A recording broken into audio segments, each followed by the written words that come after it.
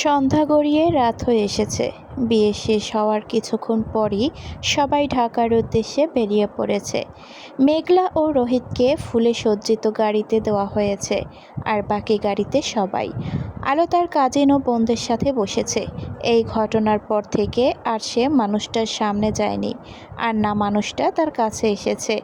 আলো সিটে মাথা এলিয়ে দিয়ে বাইরের রাতের আকাশ দেখছে।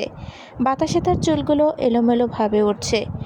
সকালে এক দফা অভিমান করেছিল স্যারের ওপর, কিন্তু সে বেহায়ার মতো অভিমান সব ভুলে গিয়ে মানুষটার কাছে গিয়েছিল।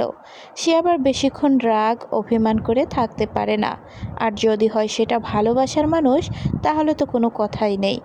এই ভালোবাসার জন্য সে কী না কী করেছে, বেহায়া, নির্লজ্জ, পাগল, ছেঁচড়া ইত্যাদি ইত্যাদি সব কিছু হয়েছে। এমনকি নিজের আত্মসম্মানও ত্যাগ করে বারবার ওই মানুষটার কাছে ছুটে গেছে। সে আগে থেকেই জানতো ওই লোকটা তাকে পছন্দ করে না, কিন্তু পরবর্তীতে মানুষটা তো পাল্টে গেল, তার যত্ন করা থেকে সব কিছু করতো। আর সে এইগুলোর প্রতি তো ধীরে ধীরে ভীষণ বাজেভাবে মায়ায় পড়ল। তার বিশ্বাস ছিল মানুষটা এইভাবেই ঠিক একদিন তাকে মেনে নেবে, অথচ লোকটা এক মুহূর্তের মধ্যেই কেমন জানি পাল্টে গেল। আলো দীর্ঘশ্বাস ছাড়ল।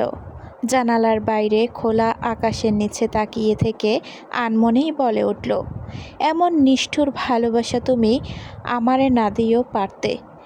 গাড়ির ভেতরে সবাই গানের কলি খেলছিল আর হাসাহাসি করছিল, তাই কেউই মেয়েটার কথাটা শুনতে পেল না। মায়া আপুর উদ্দেশ্যে বলল, তুমি একটা গান শোনাও আপু। আলো অন্য সময় হলে মানা করে দিত, কিন্তু আজ তার মন খারাপ, ভীষণ ভীষণ মন খারাপ। তাই সে কোনো আপত্তি না করে চোখ বুজে খালি গলায় গুনগুন করতেই শুরু করলো। কিভাবে বোঝাবো তোমাকে কতটা ভালোবাসে এই মন, এখানে ওখানে তোমাকে খুঁজে যাই পাগলের মতন। তুমি হয়তো বা ভালোবাসো না আমায়, আজও আমি শুরু থেকেই চাই তোমায়। যত দেখি তোমাকে মন শিউরে ওঠে, ছন্দরা ছন্দ হারায়। তুমি ছুঁয়ে দেখো আমায়, তুমি ছুঁয়ে দেখো আমায়। ভোরের দিকে নতুন বউকে নিয়ে সবাই রহমান বাড়িতে পৌঁছালো। সবাই যেহেতু ক্লান্ত ছিল, তাই সব নিয়মকানুন মেনে বউকে বাড়ির ভেতর নিয়ে এসে রেস্ট নিতে গিয়েছে যে যার রুমে। একটু আরাম করে না হয় বাকি কাজ করা যাবে। হালকা ফুলে সজ্জিত বাসর ঘরে মেঘলা ফ্রেশ হয়ে এসে শুয়েছে। একটু পর রোহিত এসে দরজা বন্ধ করে ওয়াশরুমে গেল। ফ্রেশ হয়ে বেরিয়ে সোজা বউয়ের কাছে গিয়ে কোনো কথা ছাড়াই চুমু খেতে শুরু করলো। স্বামীর এমন কাজে মেঘলা হকচকিয়ে উঠল। সে দু হাতে নিজের উপর পড়ে থাকা শরীরটাকে ঠেলতে শুরু করলো, কিন্তু রোহিত একটুও নড়ল না, বরং মেয়েটার দু হাত বিছানার সাথে চেপে ধরে ওষ্ঠদ্বয় আঁকড়ে ধরল। রোহিত, প্লিজ না, আমি ক্লান্ত, আমাকে ঘুমোতে দাও এসব রাতে। হ্যাঁ। রোহিত এক হাতে মেয়েটার শাড়ির কুচি খুলতে খুলতে হিসিয়ে বলল, তুই তো তোর বাপের বাড়িতে আরাম করে বসেছিলিস, আর আমি জার্নি করে গেলাম আর এলাম, সেখানে তো আমার ক্লান্ত হওয়ার কথা, তাহলে তুই ক্লান্ত হলি কেন? একটু থেমে পুনরায় হিসিয়ে বলল, সমস্যা নেই মেঘজান, তোর ক্লান্তি না হয় আর একটু বাড়িয়ে দেই। এত বছর ধরে এই মুহূর্তটার জন্য অপেক্ষা করেছি, তাই আজ আর একটু অপেক্ষা নয়, তুই শুধু দেখ আর অনুভব কর আমি তোকে আজ ঠিক কতটা ভালোবাসি। মেঘলা লজ্জায় ভয়ে থরথর করে কাঁপছে। বাধা দিতে চেয়েও আর বাধা দিতে পারল না। অসভ্য লোকটা তার বাধা মানলে তো। মেঘলা স্বামীর এলোমেলো স্পর্শে আঁকিজোড়া বুঝে নিল।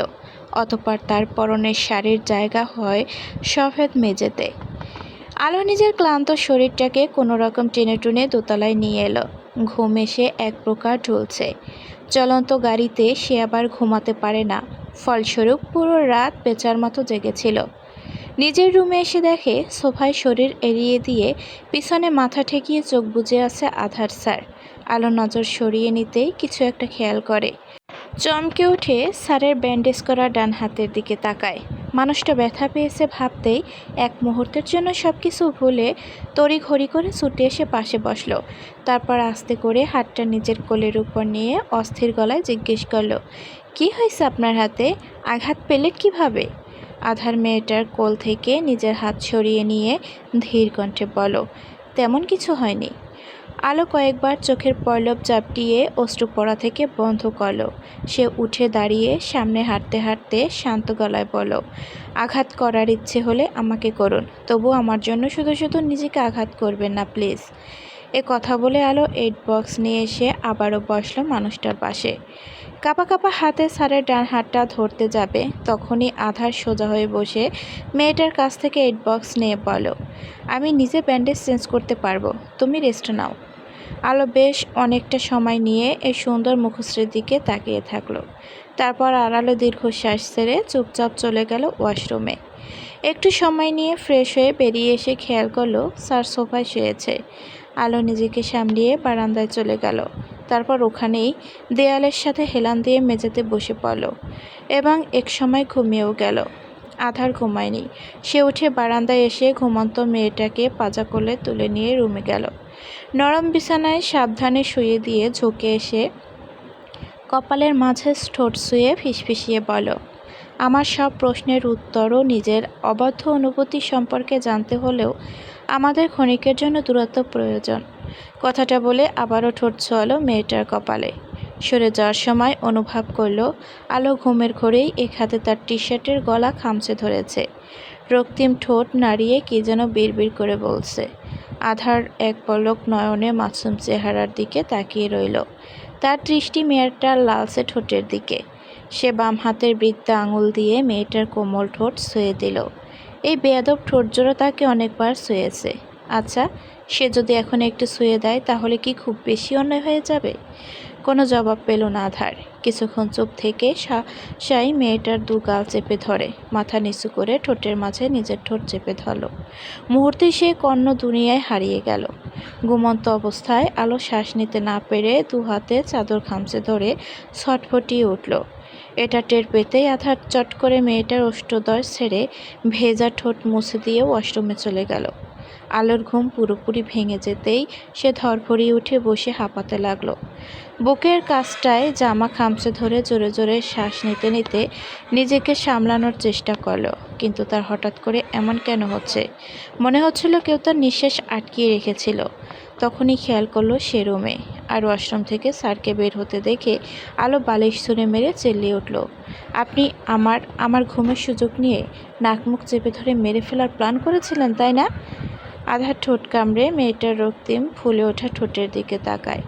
তার বলতে ইচ্ছে করছিল, হ্যাঁ, আজ তোমার ঘুমের একটু হলেও সুযোগ নিয়েছি, তবে তোমাকে মেরে ফেলার জন্য নয়, বরং নিজের তৃষ্ণার্ত মনের তৃষ্ণা মেটানোর জন্য।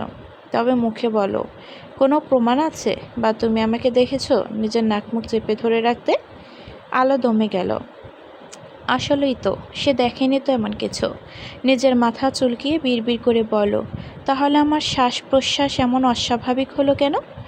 আধার ফ্লোর থেকে বালিশ তুলে বিছানায় রেখে শান্ত গলায় বলল, হতে পারে স্বপ্নে কেউ তোমার নাক মুখ চেপে ধরেছিল, তাই এমনটা মনে হচ্ছে। স্বপ্নে আবার কে ধরবে? নিশ্চয়ই আপনি ধরেছেন, কারণ এখন তো আপনি আমার থেকে মুক্তি চান। আধার কিছু না বলে আলোর পাশে এসে শুয়ে পড়ল। তারপর মেয়েটাকে টেনে নিজের বুকের ওপর নিয়ে আসতেই আলো সরে গিয়ে বলল, আমি আর আপনার বুকে কখনো থাকবো না। আধার কপাল কুঁচকে আবারও মেয়েটাকে টেনে বুকের ওপর নিয়ে এলো, কিন্তু আলো এক প্রকার যুদ্ধ করেই নিজেকে সরিয়ে নিল। ঠিক তখনই অনুভব করলো তার শরীরের ওপর অসভ্য লোকটা নিজেই উঠে এসেছে। আধার ঘাড়ে মুখ গুজে শান্ত গলায় বলল, ঠিক আছে, তুমি আমার বুকে না থাকো, কিন্তু আমি তোমার বুকে থাকবো। আলো কান্না আটকিয়ে জিজ্ঞেস করলো, কেন? আধার বুকের উপর মাথা রেখে শব্দ করে নিঃশ্বাস ছেড়ে অস্ফুট স্বরে বলল, কারণ আমি এখানে শান্তি পাই, খুব শান্তি, ঠিক যেমনটা আমি আমার মায়ের বুকে মাথা রেখে পেতাম। আলো প্রত্যুত্তরে কিছু না বলে ফুপিয়ে কেঁদে উঠল। দু হাতে মানুষটাকে এলোপাথারি মারতে মারতে চিৎকার করে বলে উঠল, আপনি এমন কেন? আমাকে কি আপনার মানুষ মনে হয় না? সবসময় নিজ মন মতো চলবেন। আপনি নিজ থেকে আমার কাছে আসবেন, আবার হঠাৎই বলবেন দূরে থাকতে। আমি দূরে থাকতে চাইলে আপনি আবারও আমার কাছে আসবেন, অথচ আমি আপনার কাছে একটু গেলেই আপনি বিরক্ত হন। না আমাকে সহ্য করতে পারেন, আর না আমাকে ফেলতে পারেন। আপনি আসলে কি চান বলুন তো? নাকি এইভাবেই আমাকে কষ্ট দিতে শেষ করে দিতে চান? আধার চোখ বুজে নিল। তার আসলেই কী চাই সেটাও নিজেও বুঝতে পারছে না। তবে এইটুকু ঠিকই উপলব্ধি করতে পারছে তার হৃদয়ে কিছুমিছু একটা হয়েছে। নয়তো তার বেহায়া মনটা কেন বারবার মেয়েটার কাছে আসতে চাচ্ছে। এসব তো আগে কখনো হয়নি। সে যথেষ্ট ধৈর্যবান পুরুষ। তাহলে এখন কেন সে অধৈর্য হচ্ছে? তবে কি সে সত্যি সত্যিই মেয়েটাকে? আর ভাবতে পারল না আধার। তড়িঘড়ি করে মেয়েটার উপর থেকে সরে গেল এবং বিছানা থেকে নেমে আলমারি খুলে নিজের পোশাক বের করে ব্যাগে ভরতে লাগলো। তার মনের সকল প্রশ্নের উত্তর এখন শুধু একজনের কাছেই পাওয়া যাবে, আর সেটা হচ্ছে তার দাদাজান, যাকে সে নিজের থেকেও বেশি বিশ্বাস করে। কোথায় যাচ্ছেন? বাড়িতে। কেন? তোমাকে কৈফিয়ত দিতে বাধ্য নই আমি। এ কথা বলে আধার চলে গিয়েও আবার ফিরে এসে আলোর উদ্দেশ্যে বলো, আমি এসে তোমাকে নিয়ে যাব, নয়তো তুমিই চলে এসো। আলো তাচ্ছল্যর সুরে বলো, আর যদি না যাই তাহলে? তাহলে কি, নতুন আবার আরেকটা বিয়ে করে নেব, আর তোমার বেবি মানে টুনাটুনিকেও তাকে দিয়ে দেব, সাথে পুরো আমিটাকেও। কথাগুলো বলে আধার চলে যায়। সে মজা করে বললেও আলোর কষ্টে বুকটা ফেটে যাচ্ছে। পিছনে ফিরে বালিশে মুখ গুজে হাউমাউ করে কেঁদে উঠল। তার পুরো জীবনটাই এলোমেলো হয়ে গেল এক মরীচিকাকে ভালোবেসে, যার শেষ পরিণাম আদৌ কেমন হবে জানা নেই। শুধু জানে তার হৃদয়টা ভেঙেছে। দুদিন আলো নিজেকে রুমবন্দি করে রেখেছে। না ঠিকমতো খাওয়া দাওয়া করেছে, আর না ঠিকমতো গোসল করেছে। সারাদিন বিছানায় পড়ে থাকে। যখন খুব বেশি খিদে লাগে তখন একটু শুকনো খাবার খায়। এই দুদিনেই চোখের নিচে কালি পড়ে গিয়েছে। যেই মেয়েটা কথা বলে থাকতে পারতো না, সেই মেয়েটার আজ দুদিন থেকে নিশ্চুপ। মুখের হাসি তো সেই কবেই গায়েব হয়েছে। স্যার ওই দিন চলে যাওয়ার পর আর যোগাযোগ হয়নি। তাকে নিতেও আসেনি, আর সেও নিজ থেকে যাওয়া কিংবা যোগাযোগ করার চেষ্টাও করেনি। নিজেকে আর কত ছোট করবে? কম তো হলো না। এখন না হয় নিজেকে নিয়েই ভাবা যাক। আজ মেঘলা আলোকে রুম থেকে টেনে টুনে নিয়ে এসেছে। মেয়েটাকে বকতে বকতে ড্রয়িং রুমে নিয়ে এসে সোফায় বসিয়ে দিল। মাথার চুলের অবস্থা খারাপ, জট বাঁধিয়ে ফেলেছে। মেয়েটার এমন ছন্নছাড়া রূপ দেখে মেঘলা মাথায় তেল দিয়ে বাদ দিতে ধীর কণ্ঠে বলল, বরকে মিস করছিস? আলো সোজাসাপটা জবাব দিল, না। তাহলে নিজের হাল এমন করেছিস কেন? অলস হয়েছি, তাই নিজের যত্ন নিতে ভালো লাগছে না। সমস্যা নেই, আমি আছি না, আমি তোরে যত্ন করে দেব। আলো কিছুই বলল না। আলেয়া রহমান মেয়ের জন্য হালিম তৈরি করেছে। দুটো হালিমের বাটি নিয়ে এসে টি টেবিলের উপর রাখলো। আলোর নজর যেতেই মনে পড়ল খান বাড়িতে থাকাকালীন আধার স্যারও তাকে নিজ হাতে হালিম বানিয়ে খাওয়াতো। আলো আড়ালে দীর্ঘশ্বাস ছেড়ে মায়ের উদ্দেশ্যে বলল, আমি খাবো না মা, তুমি আমার ভাগেরটা নিয়ে যাও। আলেয়া রহমান গম্ভীর মুখে বলেন, না খেয়ে খেয়ে শরীরটার কি অবস্থা করেছ? আলো বিরক্তিকর কণ্ঠে বলল, 2 বেলা না খেলে কেউ মরে যায় না। আলেয়া রহমান রেগেমেগে কিছু বলতে যাবেন, তখনই মেঘলা ইশারা করে থামিয়ে দিল ওনাকে। তারপর বলল, ওর যখন ইচ্ছে করবে তখন খেয়ে নিবে নে মামুনি। আলেয়া রহমান সেখান থেকে চলে গেলেন। মেঘলা যত্নের সাথে মাথায় তেল দিয়ে চুলগুলো 2 দিকে বিনুনি করে দিল। তারপর ধীর কণ্ঠে বলল, আজ বিকেলে তোর ভাইয়ের সাথে ঘুরতে যাব, তুই যাবি? না। কেন? তোমাদের মাঝে আমি গিয়ে কি করব? কি করবি আবার? বসে থেকে আমাদের রোমান্স দেখবি? আলো চোখ মুখ কুঁচকে বলল, আমার দেখার এত শখ নেই। অন্য প্রেম দেখার শখ থাকবে কেন? তুই তো নিজেই স্বামীর আদর খেয়ে পোটলা হয়ে আসিস। আলো মনে মনে তাচ্ছিল্যর সুরে বলল, আদর? উনি আমাকে একটু ছুতে এত দ্বিধা, এত আপত্তি, এত অস্বস্তি অনুভব করে, তিনি আবার আমাকে আদর করবে? অসম্ভব। উনি পারলে ওনার কাছে এই আমিটাকেও ঘেঁষতে দেবে না। সেখানে আদর করাটা বিলাসিতা। বিকেলের দিকে আলোকে কোনো মতে রাজি করিয়ে নিজেদের সাথে নিয়ে এসেছে মেঘলা। ছায়া মায়া বান্ধবীদের বাসায় গিয়েছে, তাই তাদের নিতে পারেনি। পরবর্তীতে পরিবারের সবাই মিলে একসাথে ঘুরতে বেরোবে। ড্রাইভিং সিটে রোহিত বসে থেকে কার ড্রাইভ করছে আর পাশে বসা রমণীকে আর চোখে দেখছে। মেঘলা আইসক্রিম খাচ্ছে আর ব্যাক সিটে বসা আলোর সাথে গল্প করছে। ঘুরতে এসে আলোর মনটা একটু ভালো হয়েছে। সেও আইসক্রিম খেতে খেতে ভাবি ওরফে বড় আপুর সাথে কথা বলছে আর হাসাহাসি করছে। ঠিক তখনই তার নজর বাইরে যায় এবং সঙ্গে সঙ্গে রোহিত ভাইয়াকে গাড়ি থামাতে বলে।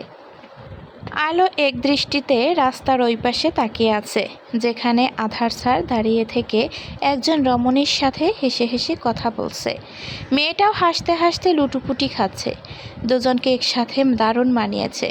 আর মেয়েটাও সব দিক থেকে মাশাআল্লাহ, তার থেকে বহুগুণ সুন্দরী এবং স্মার্ট। দেখতে শান্তশিষ্ট ভদ্র লাগছে। আলো আনমনে হেসে হাতের অর্ধেক আইসক্রিমটা জানালার বাইরে ফেলে দিয়ে বড় ভাইকে গাড়ি স্টার্ট করতে বলল। তারপর সিটে মাথাটা ঠেকিয়ে চোখ দুটো বন্ধ করে নিল, অথচ তার বুকের ভেতরটা কেমন একটা করছে। স্যারের ওই দিন বলা কথাগুলো বারবার কানের কাছে ঘুরপাক খাচ্ছে। তাহলে কি মানুষটা সত্যি সত্যিই তাকে ভুলে যাচ্ছে? কই, এর আগে তো কখনো তার সাথে এইভাবে হেসে হেসে কথা বলেনি, এমনকি কোনো মেয়ের আশেপাশেও যায়নি। অথচ আজ মানুষটা ওই মেয়েটার সাথে কী নির্দ্বিধায় হেসে হেসে কথা বলছে, তাও এত কাছাকাছি দাঁড়িয়ে থেকে। এসব ভাবতেই আলোর এক চোখ পেয়ে অশ্রু গড়িয়ে পড়ল। সে তড়িঘড়ি করে চোখের পানি মুছে নিয়ে জানালার বাইরে খোলা আকাশের দিকে তাকালো। এটাই তাহলে তোমার শ্যামা পাখি?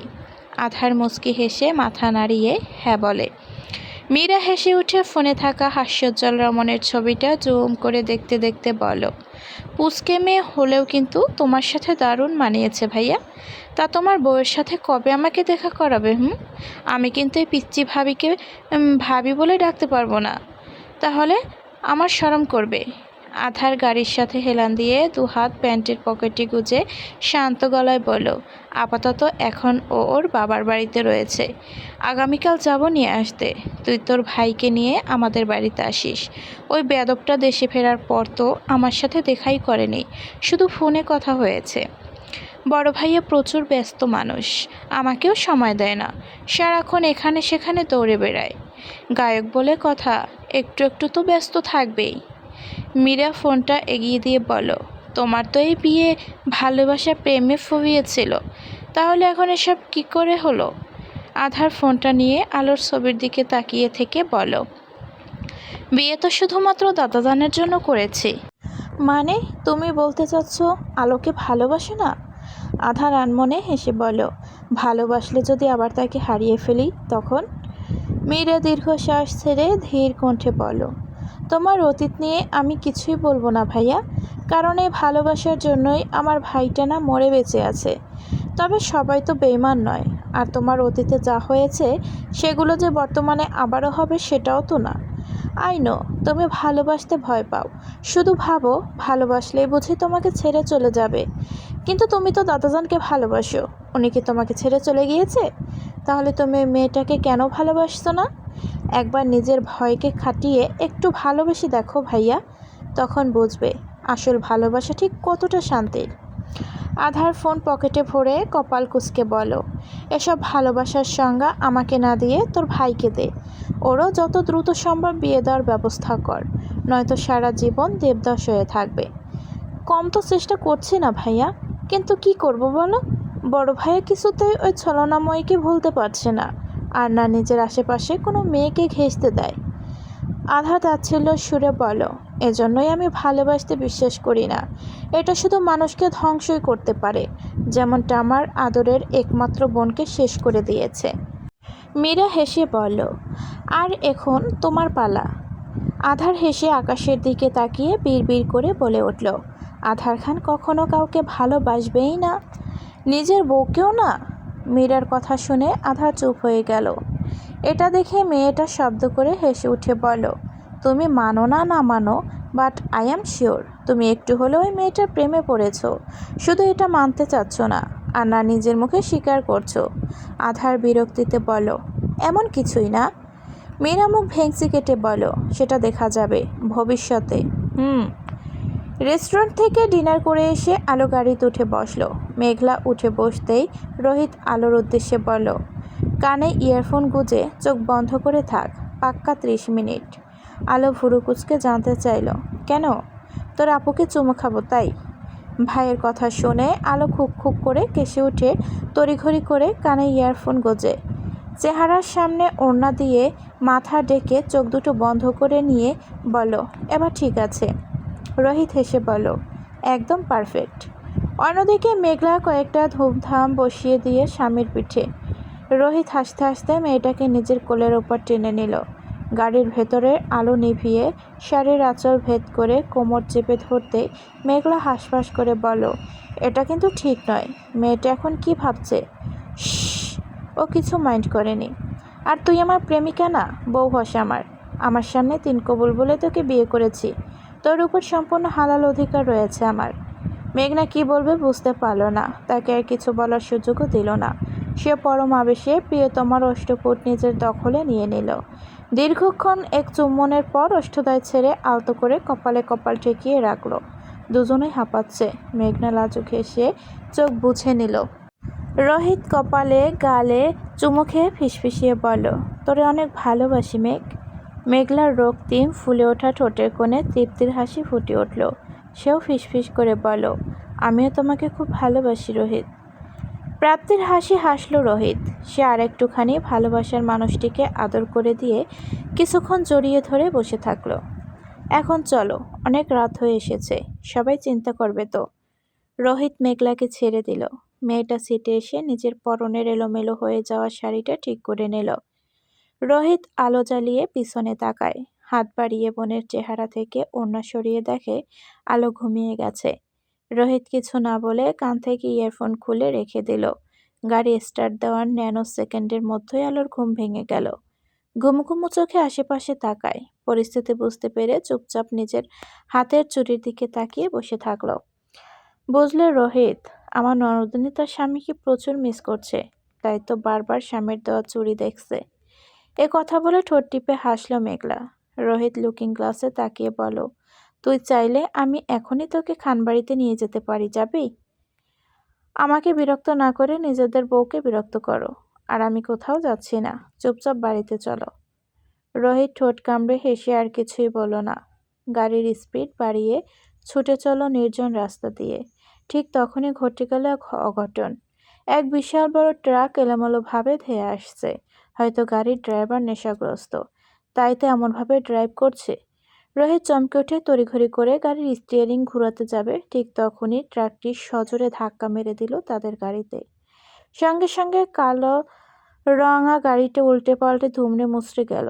ধাক্কাটা এতটাই জোরে ছিল যে গাড়িটা উল্টে হয়ে বিকট শব্দ তুলে রাস্তার পাশের খাদে পড়ে যায়। মুহূর্তেই ভেঙে চুরে যাওয়া জানালার মাঝে একখানা চুরি পরিহিত রক্তাক্ত হাত অবহেলায় আছড়ে পড়ল। আধার আজ ভার্সিটির শেষে শ্বশুরবাড়ির উদ্দেশ্যে রওনা দিয়েছে। সে ওই দিন যেতে পারেনি, কারণ দাদাজান গ্রাম থেকে ফেরার পর অসুস্থ হয়ে পড়েছিলেন। তাই সে আলোকে নিতে আসতে পারেনি। আর এই বজ্জাত মেয়েটাও খানবাড়িতে যায়নি, এমনকি ভার্সিটিতেও আসেনি। সে কল দিয়েছিল গতকাল, কিন্তু কেউ কল ধরেনি। আর না পরবর্তীতে তাকে কল দেওয়া হয়েছে। 3 দিন পর অবশেষে সে তার বউয়ের কাছে যাচ্ছে। আধার মনে মনে ভেবে নিয়েছে, ওখানে গিয়ে মেয়েটাকে কয়েকটা কথা শোনাবে, সাথে কান দুটো মলে দেবে। সে না হয় আসতে পারেনি, তাই বলে কি মেয়েটাও ফিরবে না? এই পাজি মেয়েটা দিন দিন আরও ঘাড়তাড়া হয়ে যাচ্ছে। এইটাকে তাড়াতাড়ি সোজা করতে হবে, নয়তো ভবিষ্যতে তাকে আরও জ্বালিয়ে খাবে। আধার এসব ভেবে আনমনেই হাসল। মাত্র 5 দিন মেয়েটাকে দেখেনি, অথচ তার মনে হচ্ছে 5 বছর ধরে দেখেনি। আধার আসার পথে ফুলের দোকান থেকে দোলনচাঁপা ফুল নিয়েছে। এটা নাকি মেয়েটার প্রিয় ফুল। আধার ঠোঁট কামড়ে স্টিয়ারিং ঘুরিয়ে রহমান বাড়ির গেট দিয়ে ভেতরে প্রবেশ করল। গাড়ি থেকে নামতেই তার নজর সর্বপ্রথম গেল বাগানে থাকে একটি কবরের উপর। দেখেই বোঝা যাচ্ছে সদ্য কাউকে কবর দেওয়া হয়েছে। অনাকাঙ্ক্ষিত এই দৃশ্যটা দেখে আধার কয়েক মুহূর্তের জন্য স্তব্ধ হয়ে গেল। এই কবরটা তো এখানে ছিল না, তাহলে এখন কিভাবে এলো? আর কাকে কবর দেওয়া হয়েছে? এই 5 দিনের মধ্যে এমন কি ঘটেছে, তাকে কেউ কিছু বলনি কেন? আধারের হৃদয়টা কেমন করে উঠল। সে বড় বড় পা ফেলে বাড়ির ভেতরে যেতে চাইলে সিকিউরিটি গার্ড এসে জানালেন ভেতরে কেউ নেই। আধার থেমে গিয়ে পিছনে ফিরে সিকিউরিটি গার্ডকে ওই কবরটা দেখিয়ে অস্ফুট স্বরে জিজ্ঞেস করল, ওটা কার কবর? রহিম মিয়া দীর্ঘশ্বাস ছেড়ে বললেন, এই বাড়ির একমাত্র ছেলের। মুহূর্তেই আধারের মাথায় আকাশ ভেঙে পড়ল। এই বাড়ির একমাত্র ছেলে মানে রোহিত? কিন্তু কিন্তু এসব কিভাবে হলো? কয়দিন আগেই না ছেলেটার বিয়ে হলো, তাহলে এখন এসব? আধার উদ্বিগ্ন কণ্ঠে জানতে চাইল, এটা কিভাবে হয়েছে? আর বাড়ির সবাই কোথায়? 3 দিন আগে রোহিত বাবা তার বউকে নিয়ে ঘুরতে গেছিল। রাতে ফেরার পথে ভয়ানক একটা অ্যাক্সিডেন্ট হয়। আর আর রোহিত বাবাকে হাসপাতালে নেওয়ার আগেই মারা যায়। পরিবারের সবাই সিটি হাসপাতালে আছে। আধার আর দাঁড়ালো না, গাড়ি নিয়ে মুহূর্তেই ছুটে গেল হাসপাতালের উদ্দেশ্যে। ছেলেটার অকাল মৃত্যুতে তার বুকটা ফেটে যাচ্ছে। কিছুদিন আগেই কত খুশি ছিল নিজের ভালোবাসার মানুষটিকে বউ হিসেবে পাওয়ার জন্য, অথচ এক ঝটকায় সবকিছু শেষ হয়ে গেল। ছেলেটার আর প্রিয় মানুষটির সাথে সংসার করা হলো না।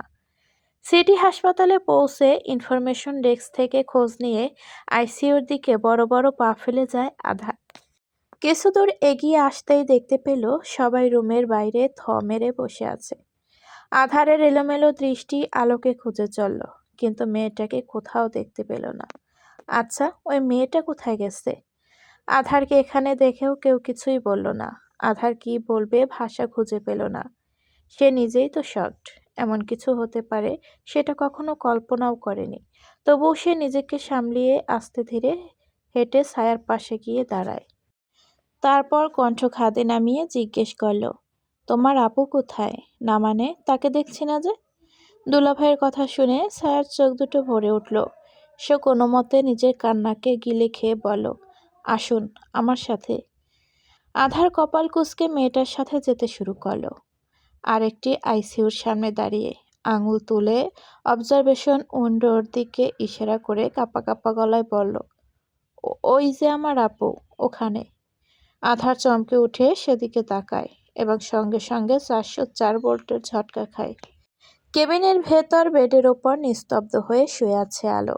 মেয়েটার মাথা, হাত পা থেকে শুরু করে সব জায়গায় ব্যান্ডেজ পেঁচিয়ে রাখা। মুখে অক্সিজেনের মাস্ক, এক হাতে রক্ত ও অন্য হাতে স্লাইন চলছে। পাশায় ইলেকট্রনিক যন্ত্রপাতি রয়েছে। হার্টবিট মাপার মেশিনে মেয়েটার হার্টবিট কম। আলোকে এই অবস্থায় দেখে আধার ঠোঁট কামড়ে ধরল। অনুভব করতে পারছে তার বুকের ভেতরে অসহনীয় যন্ত্রণা হচ্ছে। মনে হচ্ছে কেউ হৃদয়টা খামচে ধরেছে। সে তো মেয়েটাকে সুস্থ অবস্থায় রেখে গিয়েছিল, তাহলে এখন কেন মেয়েটার এই করুণ অবস্থা? গাড়িতে শুধু ভাইয়া আর ভাবি ছিল না, আপুও ছিল। 3 দিন হয়ে যাচ্ছে, অথচ আপুর জ্ঞান ফেরেনি। ছায়ার কথা শুনে আধার এক হাতে মাথা চেপে ধরে দেয়ালে হাত রাখল। মেয়েটা হাসপাতালে 3 দিন ধরে মৃত্যুর সাথে লড়াই করছে, অথচ সে কিনা আরামে বাড়িতে বসেছিল। একবারের জন্য কারোর থেকে সামান্য খোঁজ নেওয়ার চেষ্টা করেনি। উল্টো মেয়েটাকে মনে মনে বকে এসেছে। আধার জোরে জোরে শ্বাস নিয়ে নিজেকে সামলানোর চেষ্টা করছে, কিন্তু পারছে না। তার যে কষ্ট হচ্ছে, খুব খুব কষ্ট হচ্ছে। এরই মধ্যে কারোর চিৎকারের আওয়াজ শুনে চমকে উঠল। গলাটা বেশ পরিচিত মনে হলো। সে আর ছায়া তড়িঘড়ি করে আগের আইসিইউর দিকে গেল।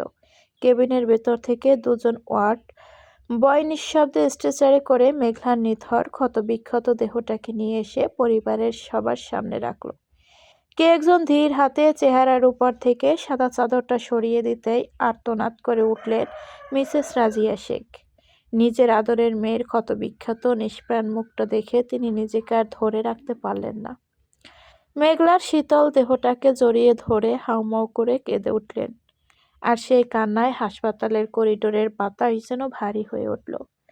দীর্ঘ 3 দিন সময় লড়াই আর অসহনীয় শারীরিক যন্ত্রণার অবসান ঘটিয়ে অবশেষে আজ শেষ নিঃশ্বাস ত্যাগ করেছেন মেঘলা। অথচ তারা স্বামী স্ত্রী কেউ জানল না একে অপরের মৃত্যুর কথা।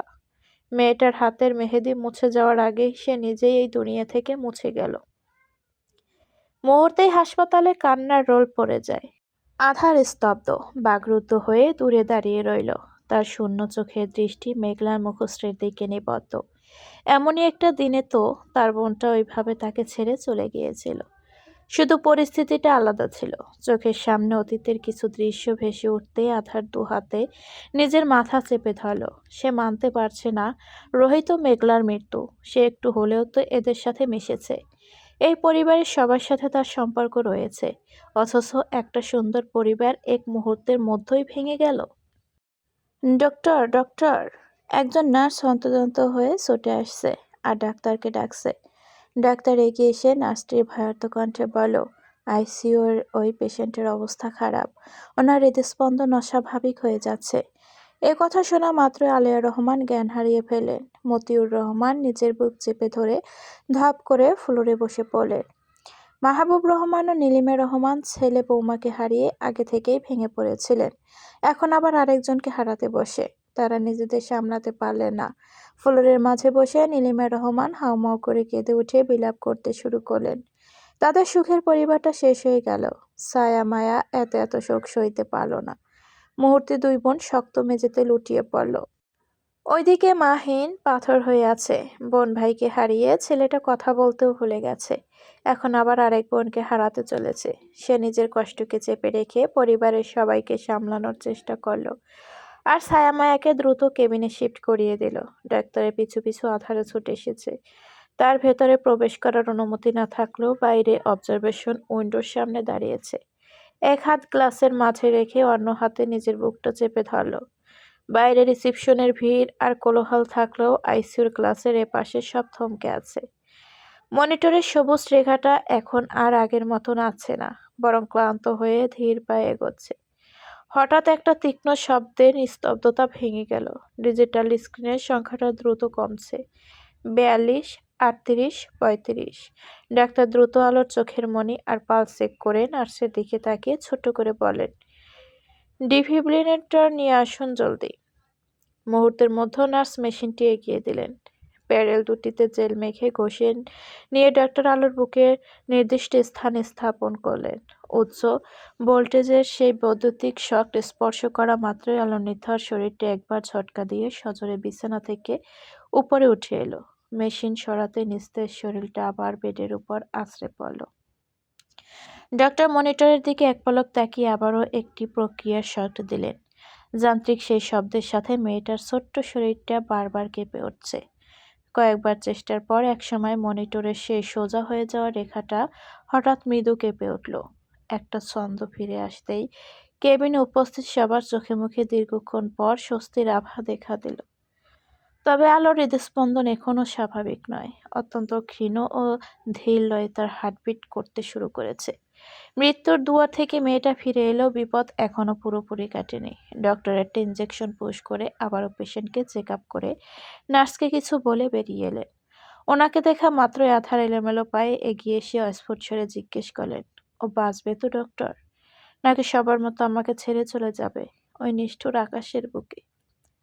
ডাক্তার সাহেব আড়ালে দীর্ঘ শ্বাস ছেড়ে বলেন, আমি এখন শিওর কিছু বলতে পারছি না, কারণ ওনার লাইফ রিস্ক রয়েছে। উনি গাড়ির ব্যাকসিটে থাকলেও মাথায় বেশ গুরুতরভাবে আঘাত পেয়েছে। এই মাথায় আঘাত পাওয়ার ফলেই মেঘলা নামের পেশেন্টের মৃত্যু হয়েছে। আমরা যথাসম্ভব চেষ্টা করেছি ওনাকে বাঁচাতে, কিন্তু শেষমেশ আমাদের হাতে কিছুই ছিল না। এখন উপরওয়ালার কাছে প্রার্থনা করুন এই পেশেন্টের যেন জ্ঞান ফিরে এবং হার্টবিট অস্বাভাবিক না হয়। আরেকবার যদি এমন হয় তাহলে ওনাকে আর বাঁচানো সম্ভব হবে না, কারণ দ্বিতীয়বার ওনার শরীর বৈদ্যুতিক শক নেওয়ার জন্য উপযুক্ত নয়। কথাগুলো বলে ডক্টর চলে যায় ওখান থেকে। আধার পাথরের ন্যায় দাঁড়িয়ে থেকে সমস্ত কথাগুলো হজম করলো। তারপর কোনো দিকে না তাকিয়ে হনহনিয়ে হাসপাতাল থেকে বেরিয়ে গেল। পাশেই একটা মসজিদ রয়েছে।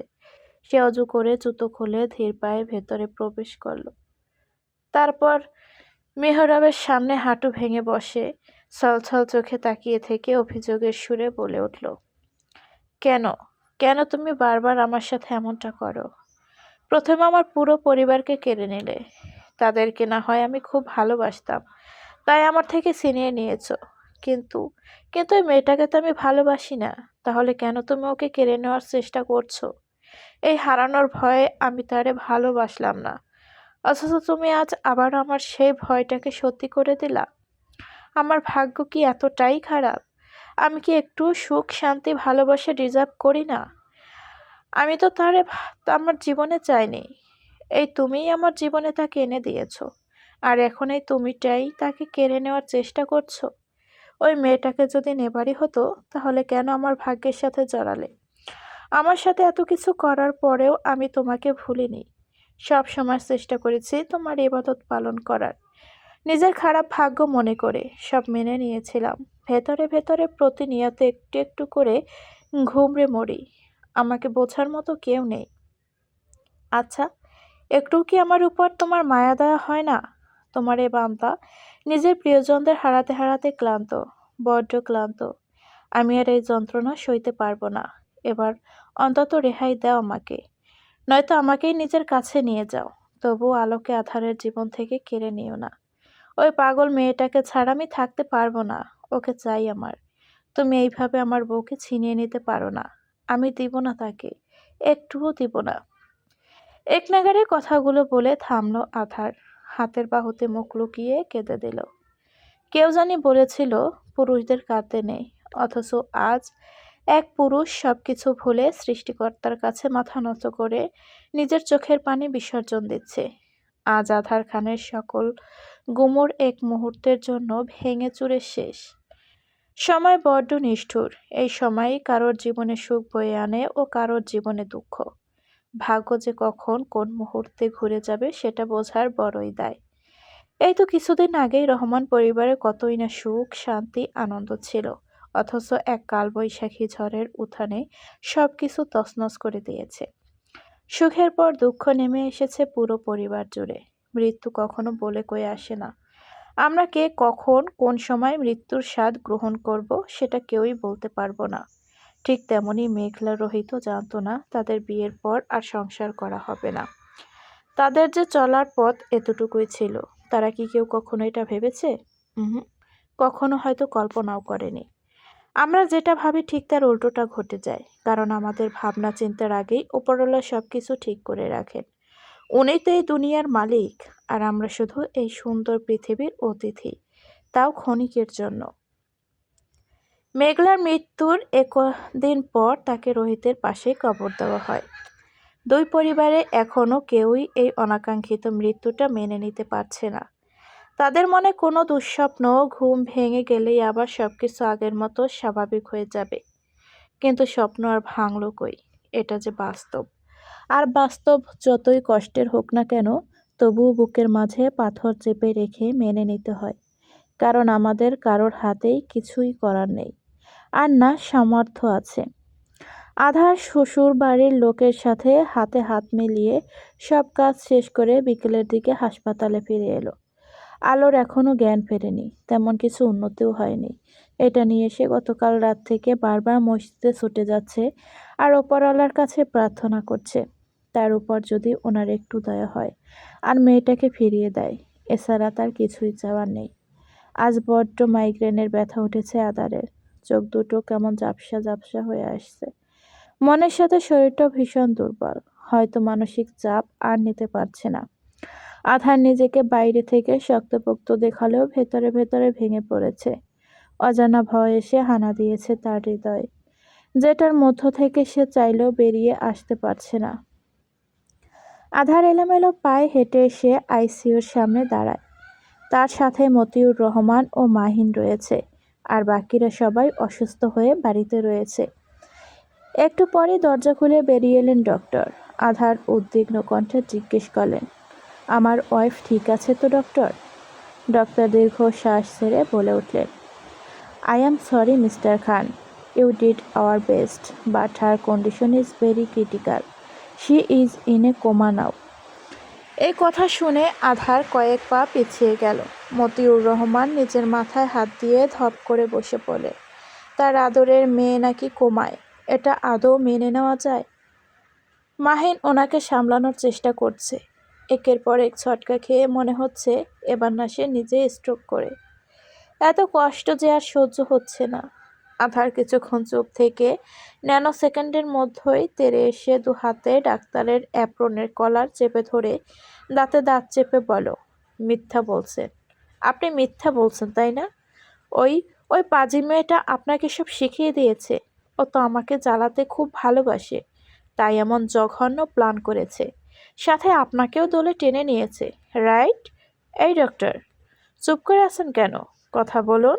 আর আমাকে বলুন এসব মিথ্যা। আমার আলো কখনোই কমায় যেতে পারে না। ও একটু কথা না বলে থাকতেই পারে না। সেখানে কমায় যাওয়া অসম্ভব।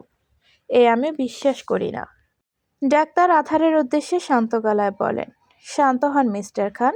আই নো আপনার এখন মনের অবস্থা কেমন, বাট এসব বললেই কি আপনার ওয়াইফ কোমা থেকে ফিরে আসবে? আর আমি অ্যাজ এ ডক্টর সেখানে কেন আপনাকে মিথ্যে বলবো, তাও এই সিরিয়াস বিষয় নিয়ে? লিসেন মিস্টার খান, আপনার ওয়াইফ কোমায় গেলেও বেঁচে আছেন, আর ওনার ঠিকঠাকভাবে চিকিৎসা চললে একদিন না একদিন জ্ঞান ফিরে আসবে। হতে পারে 1 মাস, 8 মাস, 1 বছর বা 5 বছর। তবুও দিন শেষে আপনি আপনার ওয়াইফকে ফিরে পাবেন, ইনশাআল্লাহ। এখন শুধু আপনাকে ধৈর্য ধরতে হবে এবং ওপরওয়ালার প্রতি বিশ্বাস রাখতে হবে। আই হোপ উনি আপনাকে নিরাশ করবেন না। ধৈর্য আর আধার, সে তো ডক্টরের কথাগুলো শোনা মাত্রই জ্ঞান হারিয়ে ফেলেছে। ফ্লোরে পড়ে যেতে নিলেই ডক্টর চমকে উঠে আধারকে ধরে। ওয়ার্ড বয়কে ডেকে স্ট্রেচারে করে পাশের কেবিনে শিফট করা হলো। এই লোকটার আবার কি হলো কে জানে। পুরো 24 ঘন্টার পর আধারের জ্ঞান ফিরে এসেছে। সে বেড থেকে উঠে হাতের স্লাইন টেনে টুনে খুলে ছুঁড়ে মেরে হনহনিয়ে কেবিন থেকে বেরিয়ে গেল। এই মেয়েটা কিভাবে পারলো তাকে ছেড়ে কোমায় চলে যেতে? একটুও কি বুক কাঁপলো না? আধার সোজা আইসিইউর রুমে প্রবেশ করলো। বজ্জাত মেয়েটা তাকে যন্ত্রণার মধ্য ফেলে কি আরামসে ঘুমাচ্ছে। তার বুঝি কষ্ট হচ্ছে না? তুমি তো বড়ই স্বার্থপর মেয়ে বেরোলো। এইভাবে আমাকে একা করে দিয়ে কোমায় যেতে লজ্জা করলো না? আরে তোমাকে তো একটু দূরে থাকতে বলেছিলাম, তাই বলে এত দূরে সরে যাবে? আধার কথাগুলো বলে আলোর পাশে বসলো। এক দৃষ্টিতে মেয়েটার দিকে তাকিয়ে রইল। তারপর আলতো করে মেয়েটার ডান হাত ধরে নিজের গালে ঠেকিয়ে ফিসফিসিয়ে বলে উঠল, কেন করলে এমনটা মিসেস খান? আমি এখন কার সাথে ঝগড়া, দুষ্টুমি, রাগারাগি করব? কার চুল, জামাকাপড় ধরে টানাটানি করব? কাকে বকাবকি কথা শোনাবো? কে আমাকে রেঁধে খাওয়াবে, যত্ন করবে? রাত হলে এখন কে আমার ঘুমের সুযোগ নিয়ে বুকের মাঝে এসে শুয়ে থাকবে? এই আমিটাকে কে হুটহাট করে ছুঁয়ে দেবে? আমার মাইগ্রেনের ব্যথা উঠলে মেসেজ করে দিবে কে? আর আমি কার কোলে মাথা রাখবো? নিজের মাকে হারানোর পর এই তোমার কোলেই মাথা রেখেছি, সাথে তোমার বুকেও। অথচ আজ থেকে তুমি, আমি কাছাকাছি থেকেও থাকবো বহু দূরে। এই দূরত্ব মেনে নিতে যে বড্ড কষ্ট হচ্ছে মিস কালো। আলো, আমার আলো। আধার আনমনে হাসল। উঠে এসে মেয়েটার দিকে ঝুঁকে কপালে ঠোঁট ছুঁয়ে বলো, সরি, আমি খুব সরি। আর কখনো তোমাকে হার্ট করব না। তুমি শুধু এই পচা আমিটার কাছে একবার ফিরে আসো। আমি কথা দিচ্ছি কখনো তোমার মনে কষ্ট দিব না। তবুও তুমি ফিরে এসো। অপর প্রান্ত থেকে কোনো সারা শব্দ এলো না। আধারের এক চোখ থেকে টুপ করে অশ্রু পড়ল মেয়েটার চোখের পাতায়। আধার আলতো হাতে পানি মুছে দিয়ে বন্ধ 2 চোখের পাতায় চুমু খেয়ে ফিসফিসিয়ে বলল, সমস্যা নেই, আমি তোমার জন্য সারা জীবন অপেক্ষা করব। তবুও দিন শেষেই তোমাকেই চাই আমার, শুধুই তোমাকে। একটু থেমে পুনরায় আওড়ায়, তোমার সব দুঃখ কষ্ট আমার হোক। আলোকে অন্য প্রাইভেট হাসপাতালে শিফট করা হয়েছে। এখান থেকেই মেয়েটার সব চিকিৎসা চলবে। আধার চায়নি আলো তার থেকে দূরে থাক, তাই তো সবাইকে বুঝিয়ে সুঝিয়ে নিজের এলাকায় নিয়ে এসেছে, যাতে তার যাওয়া আসায় কোনো রকম সমস্যা না হয়। আর সে অহেতুক সময় নষ্ট করতে চায় না। পারলে খান বাড়িতে নিজের বেডরুমে এনে রাখতো মেয়েটাকে। আধার সব কিছু ঠিকঠাক করে বাড়িতে ফিরে এলো। আজ কটা দিন ধরে বাড়িতে আসেনি, আর না ভার্সিটিতে গিয়েছে। অবশ্য নিজের সমস্যার কথা জানিয়েছে। সোবাহান খান নাতবইয়ের এমন পরিস্থিতির কথা শুনে তিনিই অসুস্থ হয়ে পড়েন। হাসি খুশি একটা মেয়ের কি থেকে কি হয়ে গেল। বাড়িতে ফিরে আধার সোজা নিজের রুমে চলে যায়। তার কেন জানি নিজের উপরেই ভীষণ রাগ হচ্ছে। সে যদি ওই দিন মেয়েটাকে না রেখে আসতো, তাহলে হয়তো এখন এই দিনটা দেখতেই হতো না তাকে। নিজের একটা ভুলের জন্য সব শেষ। রুমের ভেতরে পা রাখতেই আধারের বুকের ভেতরটা মোচড় দিয়ে ওঠে। চোখের সামনে তাদের কাটানো দৃশ্যগুলো ফুটে উঠল। ওই তো, ওই সোফায় তার কোলে বসে থেকে সেদিন চুমু খেলো মেয়েটা, অথচ সে বিরক্ত হয়েছিল। মেয়েটা যতবার কাছে এসেছিল ঠিক ততবারই সে দূরে সরিয়ে দিয়েছে। আর আজ যখন মেয়েটা সত্যি সত্যি তার থেকে বহু দূরে, তখন কষ্টে বুকটা ফেটে যাচ্ছে। আধার লম্বা শ্বাস নিয়ে ভেতরে এসে আলমারি খুলে আলোর একটা ওড়না বের করলো। তারপর ওইটা হাতে নিয়ে বিছানায় বসে নাক মুখ ডুবিয়ে ঘ্রাণ টেনে নিল। মেয়েটা তার কাছে না থেকেও পুরো অস্তিত্ব রেখে গিয়েছে এই পুরো রুম জুড়ে। হঠাৎই কারোর খিলখিল করে হেসে ওঠার শব্দ শুনে আধার চমকে উঠল। তড়ক করে পাশে তাকিয়ে দেখলো আলু সোফায় বসে থেকে হাসছে। হাসতে হাসতে মেয়েটা বলে উঠল, কি ব্যাপার স্যার, আপনি এত কষ্ট পাচ্ছেন কেন? আপনি না আমাকে ওই দিন ছুঁড়ে মেরে বলেছিলেন দূরে থাকতে। এই দেখুন না, আমি আপনার কথা রেখেছি। নিজেকে আপনার থেকে বহু দূরে সরিয়ে নিয়েছি। এখন তো খুশিতে আপনার ডান্স করার কথা, কারণ আপনাকে কেউ বিরক্ত করবে না, জ্বালাবেও না, সাথে চুমুও খাবে না। এই পাগল আমিটার সাথে সংসার করতে হবে না, আর দায়িত্ব পালন করতে হবে না। অবশেষে আপনি মুক্ত, এখন আলোবিহীন সুখে শান্তিতে থাকুন। বলেই হাসতে হাসতে অদৃশ্য হয়ে গেল মেয়েটা। আধার ছুটে এসে চিৎকার করে বলল, প্লিজ আলো, আমাকে ছেড়ে যেও না। আমি তুমিবিহীন কিছুতেই থাকতে পারবো না। আমি আর কখনো বলবো না তোমাকে দূরে যেতে। আমার মুক্তি চাই না মিসেস খান, একটুও চাই না, শুধু তোমাকে চাই। কথাগুলো বলতে বলতে হাঁটু ভেঙে ফ্লোরে বসে পড়ল আধার। তখনই রাত দরজার চৌকাঠে হেলান দিয়ে তাচ্ছিল্যের সুরে বলল, আমার থেকে আলোকে কেড়ে নিয়েছ তুমি, আর তোমার থেকে কেড়ে নিয়েছে ওপারওয়ালা। ব্যাপারটা দারুণ ব্রো। রাতের কথা যেন আগুনে ঘি ঢালার মতো কাজ করলো। বউর সুখে এমনিতেই আধারের মাথা ঠিক নেই, তার উপর ছেলেটার এমন কথা শুনে নিজের রাগকে কন্ট্রোল করতে পারল না। চোখের পলকে আধার তেড়ে এসে রাতের নাক বরাবর ঘুষি মেরে দিল। শার্টের কলা খামচে ধরে গর্জে উঠল, ওই মেয়েটা কখনোই তোর ছিল না। ও আমার বউ, আমার সব কিছু। শুনেছিস তুই? আলো শুধু আধার খানের, আর আমি না। তুই এসেছিস আমাদের মাঝখানে, তাই নিজের লিমিটের মধ্যেও থাকার চেষ্টা কর, নয়তো এ বাড়ি থেকে ঘাড় ধাক্কা দিয়ে বের করে দেব। বলেই রাতকে দরজার বাইরে ছুঁড়ে মারতেই খেয়াল করলো সোবহান খান দাঁড়িয়ে আছেন। আধার কিছু না বলে ভেতরে চলে গেল, আর রাত উঠে দাঁড়িয়ে নাকের রক্ত মুছে রাগে গজগজ করতে করতে সেখান থেকে চলে গেল। সোবহান খান ধীর পায়ে হেঁটে রুমের ভেতর প্রবেশ করে দেখেন তার নাতি ওড়না জড়িয়ে ধরে নিচে বসে আছে। তিনি এগিয়ে এসে বিছানায় বসে ধীর কণ্ঠে বলেন, এমন করছো কেন দাদু ভাই? তুমি তো মেয়েটাকে ভালোবাসো না তাহলে? আধার শব্দ করে নিঃশ্বাস ছেড়ে শান্ত গলায় বলল, বাসি তো দাদাজান, খুব ভালোবাসি। আর সেটা বুঝতে অনেক দেরি করে ফেললাম, তাই তো মেয়েটা আমাকে শাস্তি দিচ্ছে। অবশেষে আধার আজ নিজের ভালোবাসার স্বীকারোক্তি করল।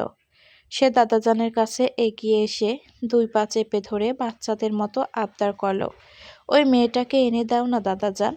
তুমি তো আমাকে দিয়েছিলে, কিন্তু আমি সঠিক মূল্য দিতে পারিনি। কিন্তু এখন আমি প্রমিস করছি, মেয়েটাকে একটুও অবহেলা করব না। ওকে আমার ভালোবাসার চাদরে মুড়িয়ে রাখব। তবুও তুমি আমার বউকে এনে দাও। ও দাদাজান, তুমি চুপ করে আছো কেন? আমি যখন চাইনি তখন হুট করে এনে দিয়েছো, আর এখন এত করে চাচ্ছি তবুও তুমি নিশ্চুপ। সোবহান খানের বুকটা ফেটে যাচ্ছে।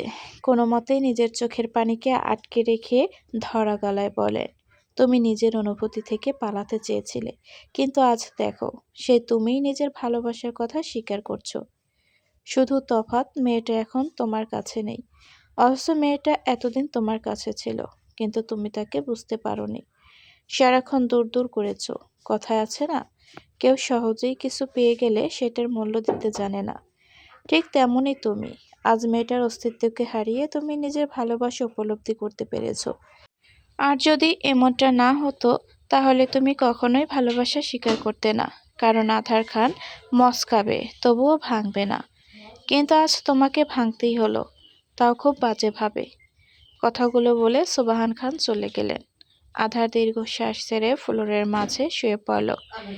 সে যেটার থেকে প্রতিদিন পালিয়ে বেরিয়েছিল, আজ পরিস্থিতি সেটার মধ্যেই তাকে বন্দি করে দিয়েছে। সে এখন চাইলেও আর এই ভালোবাসা নামক ধ্বংসের মাঝ থেকে নিজেকে সরিয়ে নিতে পারবে না, কারণ সে নিজেও এর শেষটা দেখতে চায়। প্রিয় বন্ধুরা, আজকের পর্বটি তোমাদের কাছে কেমন লেগেছে অবশ্যই কমেন্ট করে জানিও। যদি ভালো লাগে অবশ্যই ভিডিওতে একটি লাইক দিও এবং আমার চ্যানেলে এখনও যারা নতুন আছো প্লিজ চ্যানেলটি সাবস্ক্রাইব করে দিয়ে পরিবারের সাথে যুক্ত হয়ে যাও। তো ধন্যবাদ সবাইকে। আল্লাহ হাফেজ।